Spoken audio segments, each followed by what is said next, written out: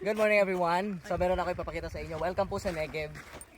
So ayan, isa sa mga tumutubo na puno dito sa Negev ay ang puno na ito. Actually, family siya ng acacia.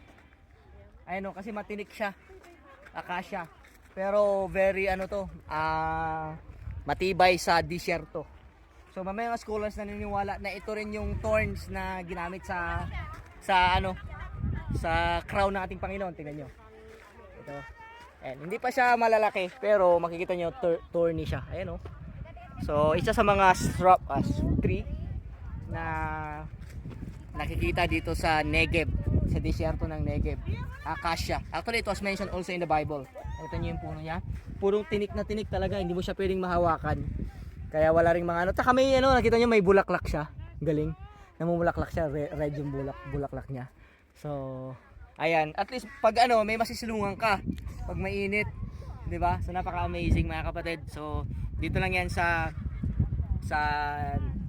Negev. Sa Negev, sa Israel. So, syempre, pakita ko na rin sa inyo yung Solomon's Pillars. Ayan, nakita nyo?